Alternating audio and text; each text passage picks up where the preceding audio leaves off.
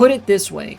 We're about to enter economic circumstances so dire that it yields a whole crop of new people that will be well known to history in the same way that Adam Smith and the other Enlightenment thinkers were, because we're going to have to restructure the entire fucking economy after this, which is going to take some serious brain power.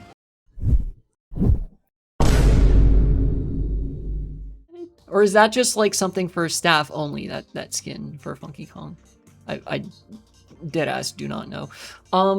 A few streams ago, well, actually a couple of weeks ago, 3 or 4 weeks ago, I think at this point, I mentioned that we're gonna see some fucking energy crisis ass conditions in America and Europe as a result of the Iran war, because the fucking Trump administration decided to get into a war in the Middle East for fun, smiley face, right? And the consequence of this, since they are utilizing all of the military knowledge and skill of a fucking wet paper towel, they didn't account for Iran blockading the Strait of Hormuz. And so now global trade has been like taken a sledgehammer to, particularly the fuel economy, which means global trade, right? All, like, the entire global economy depends on the availability of fuel. And I mentioned a few weeks ago that it's going to be a few weeks, but we are going to see this hit home, and it's going to fucking hurt. It looks like it's actually starting to hit now.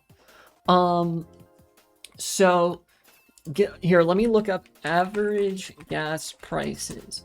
The average gas prices have been skyrocketing. Okay. Where's the national average? Just to get like a... Yeah, okay. The current average is $4.45, thereabouts. They actually do it to 3 decimal points. But 1 week ago, the average was $4.11, national average. And 1 year ago, it was $3.16. Which, me being JD Pawn pilled, you know, like joint dictatorship of the proletariat of oppressed nations pilled, and so forth, right? I'm all for fuel being super expensive because it makes the United States feel the fucking consequences of its actions for once. But like, obviously this is fucking really bad for the American and like global fuel economies, you know? Oh damn, Lucia.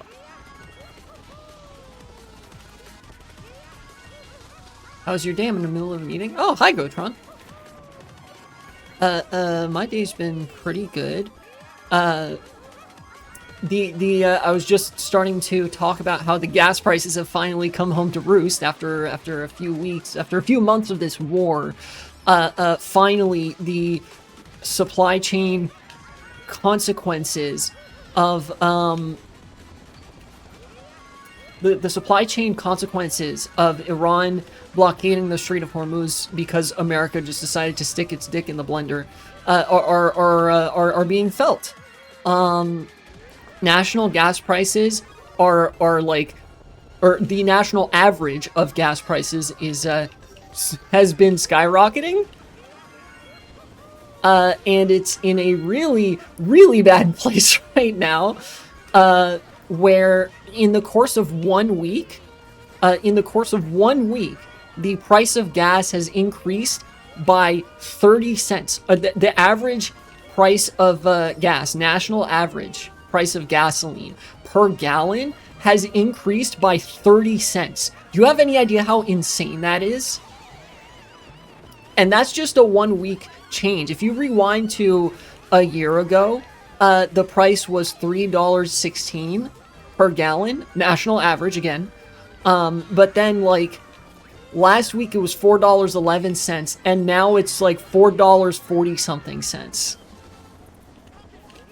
Absolutely insane.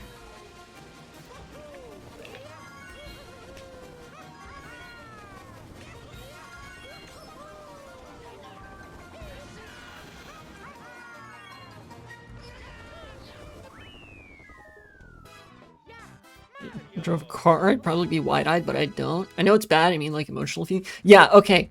I get, like, I mentioned on other streams, I'm gonna get to enjoy this for a bit because I don't fly. I don't drive a car.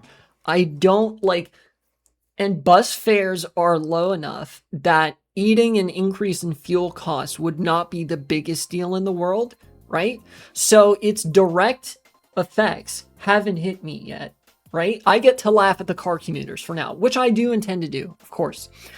But watch carefully, pay careful attention, because the next several months and years of policymaking in America, which this is going to last for years, potentially even decades, because of the magnitude of the disruption here and the unwillingness of various governments, officials, and institutions to change course, we're gonna watch countries be forced to de-automobilize, right?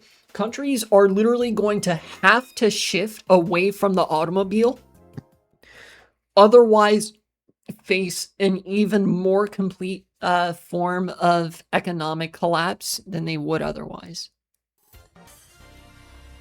Right? Like, America has to choose. Either the country survives as an economic unit, or we stick with cars and car infrastructure. Like, the only answer at this point is walkable cities and, like, robust bus and train networks, which would be insanely cheap compared to how much fucking money is spent on, like, fuel and automobile infrastructure anyways. Like, it's the shit that we should have been doing from the start, but now it's like, okay, so now the country will literally die in an instant if you don't do this thing that you should have done from the start, right? This happened during the energy crisis of the 70s, where a lot of cities in the world had to make certain changes to cut down on fuel consumption, which, of course, the place they start, obviously, is with cars. Cars are just a blight on modern infrastructure. There's no other way to put it. Think about it. A car consumes a comparable amount of fuel, of energy, at a comparable price, not the same, but comparable in terms of, like, orders of magnitude, to a bus. A bus can transport about 30 people, probably on average. You know, a car transports, like, what, one person, maximum 4? Most of the time, it's just one. Most of the time, it's just one person per car, right? So let's say, for the sake of this example, I think this is even overselling the difference, that per gallon, the fuel that buses use is about 2 times or 3 times, let's say 2 times more, like, as expensive as the fuel that goes into a car. And a bus carries 30 times as many people as a car. That right there already is like 15 times as cost effective as a car. We are spending, like, one person driving a car is 15 times more expensive than if that person took the bus. And that's not even to consider that in order to match the capability of a bus, you would have to have fucking 30 cars on the road, which contributes so much more to pollution and the damage that roads incur over time. You know, and it creates more traffic congestion. It makes the conditions of life significantly less safe. 40,000 people die every year because of automobile-related fatalities in America, right? Cars are just more dangerous, more expensive, and worse than mass transit, right? And, like, in the 70s, a lot of countries had to reckon with that. Yeah, it legitimately, it's a system that exists at the behest of lobbying that only exists to consolidate wealth and alienate people. You know? In the 70s, a lot more countries were similarly car-centric to the United States, and it actually, like, cost them a lot. You know, that, like, a lot of countries faced a way worse shock to their economic base than America did. And so what did they do? countries like the Netherlands, France, they pedestrianized. They decided, okay, cars are too fucking expensive. We're gonna make cities accessible to people who walk or who use ground light rail. You know, who ride the tram, who ride the bus, or who just like ride their bike or something like that. You know, we're gonna make the city accessible to that, because a city that's built for cars is a city that is far too expensive to maintain.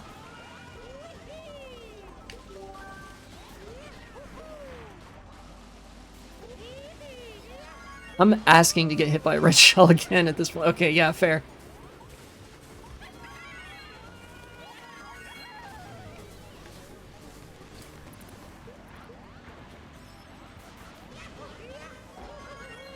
I've never had that happen. That's crazy. So I think, like, ultimately this is going to herald some sort of positive economic change that makes cities more livable, but it's going to hurt a lot. You know?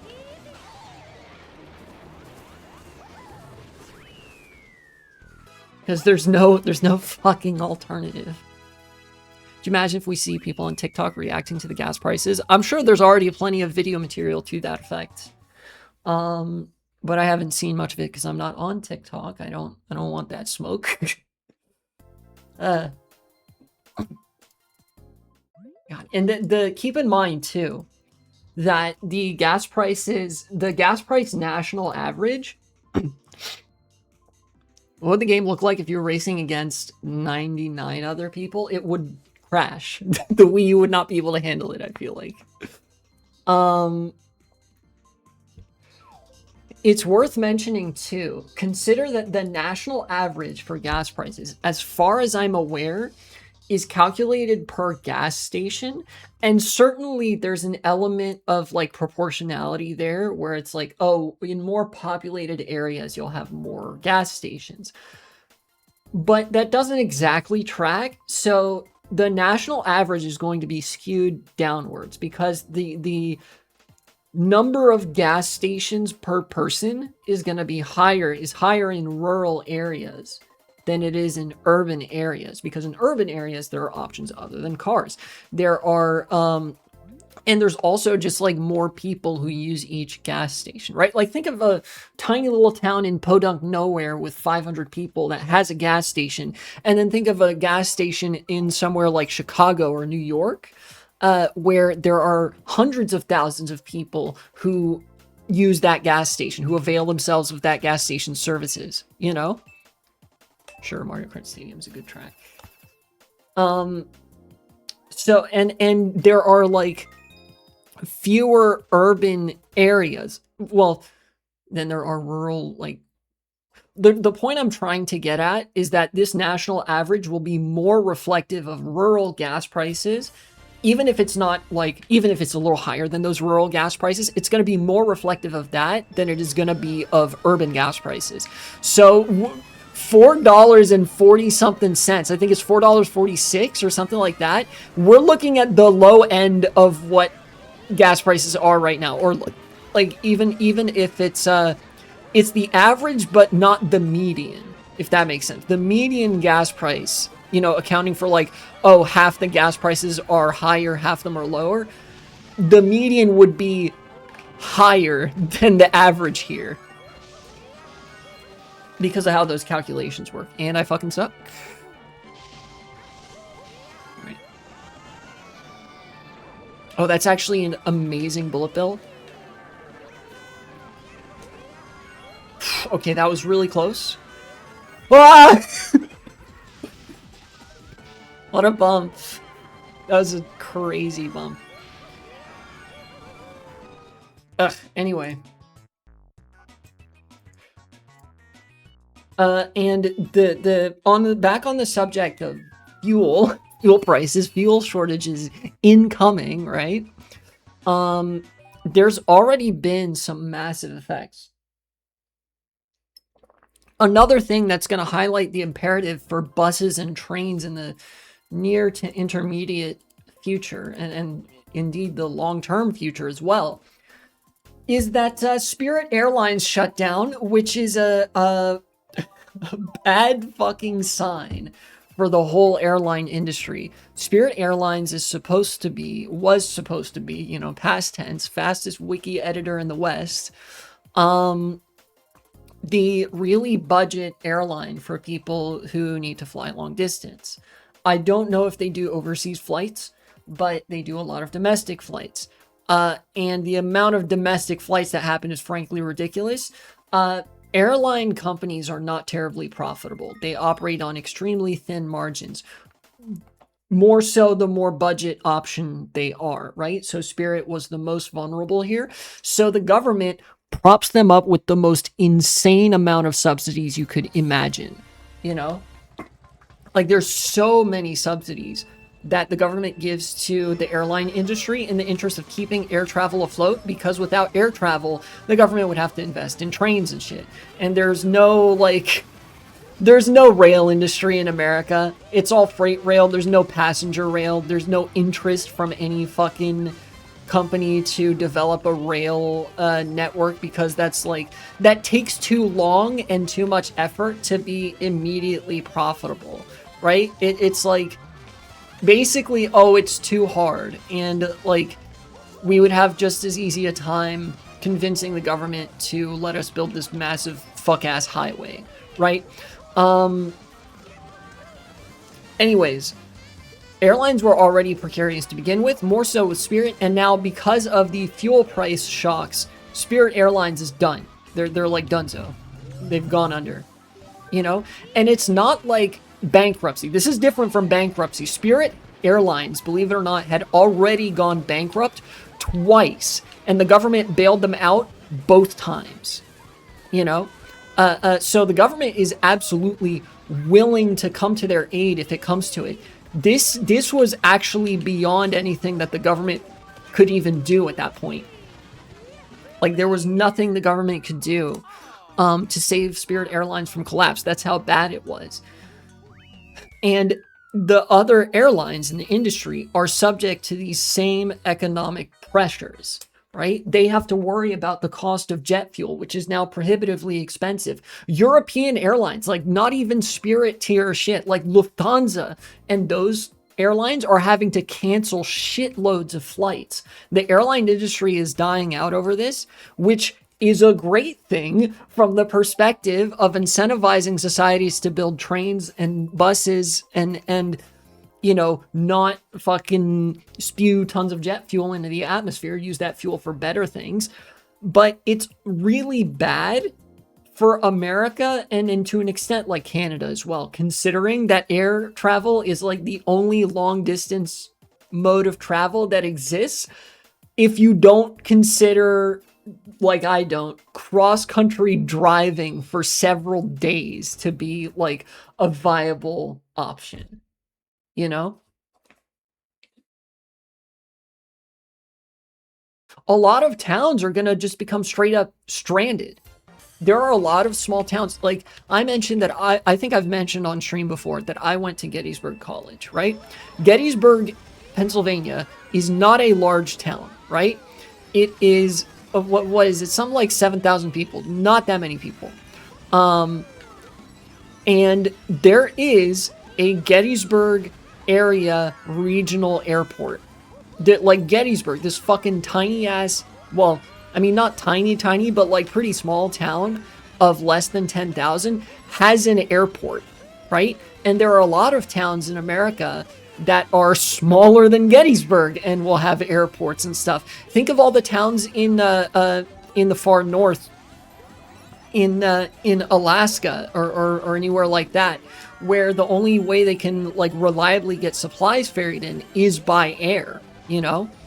They're going to be shit out of luck, and there are a lot of towns that actually aren't in that situation but are destitute all the same. You know, places that are in food deserts, medical deserts in America have no like presence of bus networks or any sort of long distance transit, and soon enough aren't going to have any like air travel either. Like literally, if you don't have a car in these places, you'll just die, you know?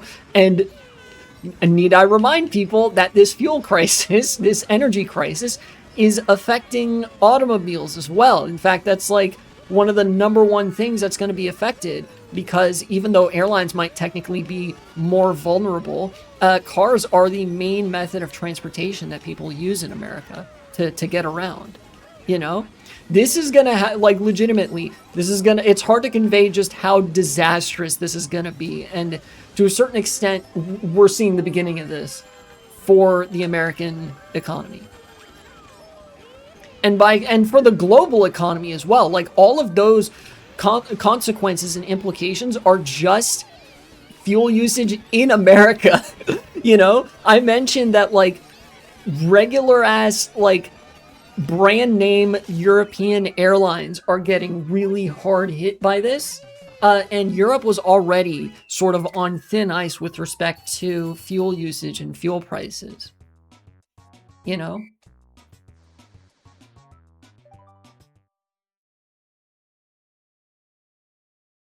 It's gonna be bad.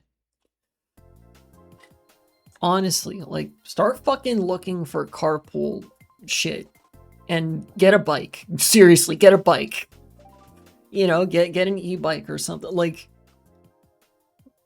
I have a pedal assist e-bike and that shit's pretty good. I haven't had to use it because I live in a very walkable area, but it's good to have if I ever need to travel longer distance. And there are buses that run near me, so. Shit's great. The fucking happening is happening. If Fukuyama fucking stays winning, apparently, that America destroyed its own empire and global economic reach because it got bored. Like that's kind of all that you can attribute this to.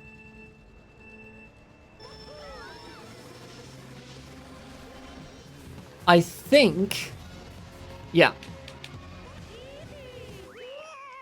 Cool. Now on to the next mode of economic disaster. We're fucking bouncing from one mode of collapse to the next. It's like, oh, this is a once-in-a-lifetime crash that's also happening at the same time as this other once-in-a-lifetime crash type shit. This is, like, obviously, with how related everything is to everything in economics and sociology, whatever, there's some connection between the fuel prices and the fuel crisis, what I'm about to talk about.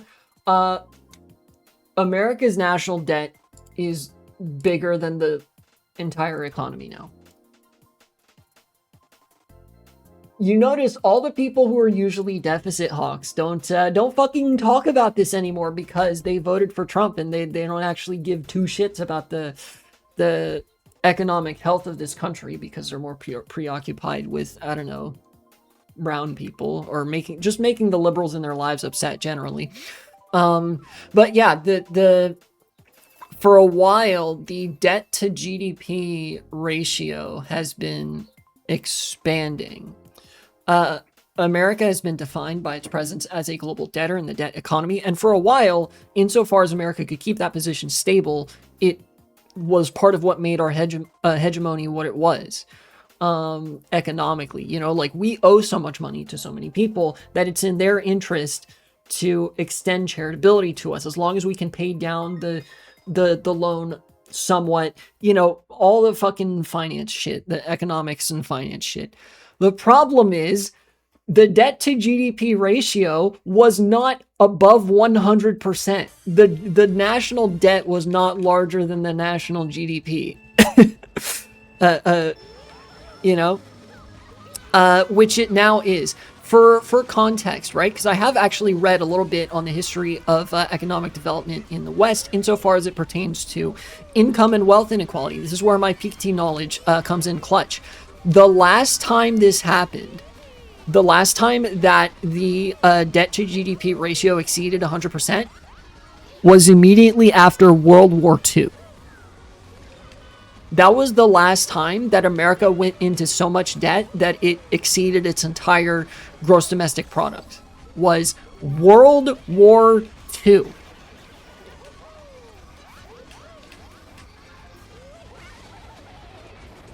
And that was because of the fucking massive, all-encompassing global economic turmoil that a world war implies, right? Now it's just like basically for the hell of it, right? Because of like speculation and that sort of shit. And God, who fucking knows what? The national debt gets so complicated so fast insofar as like what it's made of, but like a lot of it is subsidies given in the form of loans to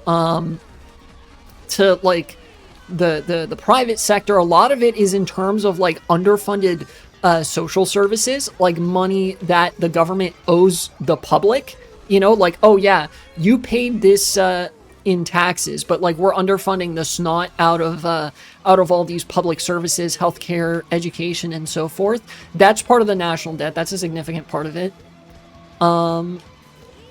And a lot of it, because it is made up of loans, a lot of the national debt is also going to be wrapped up in the speculation cycle. You know, like how the buy, borrow, die cycle exists, where like you use the loan you took to leverage property to get another bigger loan, and like endless money glitch type shit. It's a house of cards. And when the house of cards gets this transparently nonsensical, things start to break down.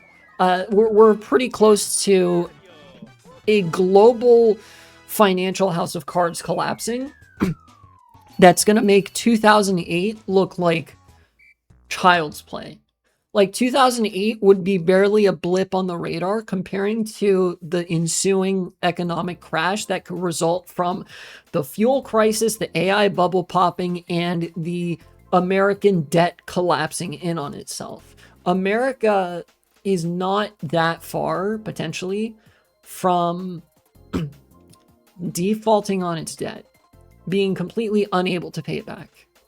Especially because the government is now cooking the books, you know?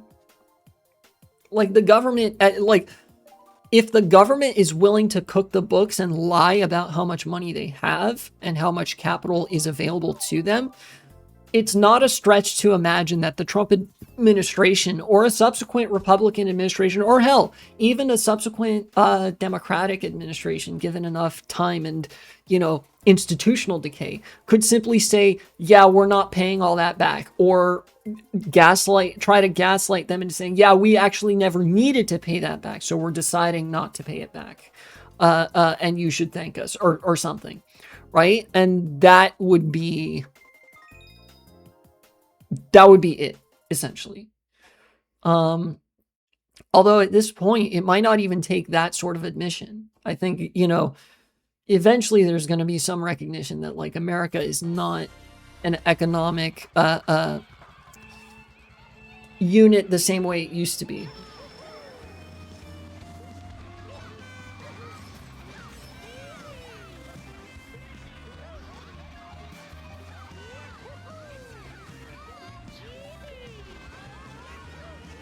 So basically, hope you guys are ready for some, like, for fucking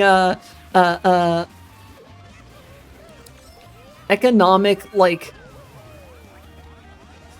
put it this way, we're about to enter economic circumstances so dire that it yields a whole crop of new people that will be well known to history in the same way that Adam Smith and the other Enlightenment thinkers were, because we're going to have to restructure the entire fucking economy after this, which is going to take some serious brain power.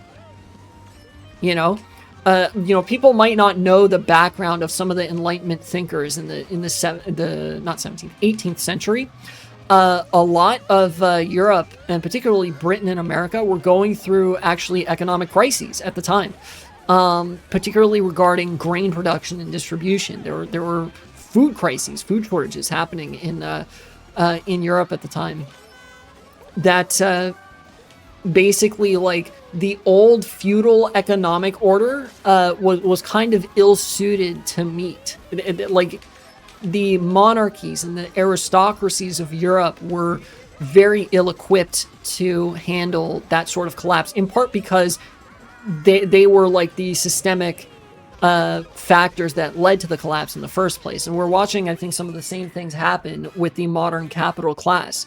They, being the progenitors of the collapse of capitalism, are going to be so ill-suited to reconstruct the world after the fact, because they have no interest in doing so, that an entire new crop of thinkers proffering an entire new economic system is going to result.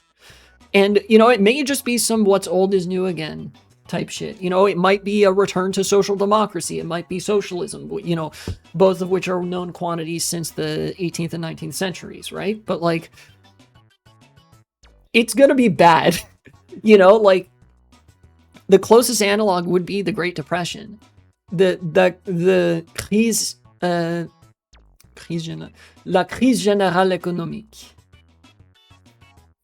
La crise économique générale? Which, okay, fuck. My French knowledge is actually slipping. Yes, okay, it would be La crise économique générale. The Great Depression is only known in English-speaking countries as the Great Depression. In France, which was like the international language at the time, which was reflected actually in English language literature from people like Albert Einstein, they referred to it as the general economic crisis. La crise économique générale. There, like, truly, there was, in a purely capitalistic market framework where the only incentives are acquisition, speculation, accumulation of capital, there was truly no coming back from the Great Depression. FDR had to break the rules. He had to break a lot of rules, which is why so many people at the time hated him. Because he was like, I'm not going to let this country die, and you are not going to stop me from saving it. And a lot of wealthy people wanted to stop him from saving it because they wanted to scoop things up on the cheap. We're gonna walk into that same shit again. Like, the country is going to be dying. Somebody's gonna, or several somebodies are going to come along and try to develop a plan to save economics, essentially. And all the conservatives, all the business people are going to hate them for it. But, like, my political prescriptions have, like, remained pretty consistent throughout all this whole affair and shit. You know? Which is, like, communism, essentially. Like, expropriation of the expropriators. The incentive structures just have to be changed, and they have to be changed away from profit for good, because you can't fucking run a global economic system based on competition and profit, because that system is, like, inherently hostile to society. Eventually that will always wind back up at this point. We've seen, like, this is the second time this has happened.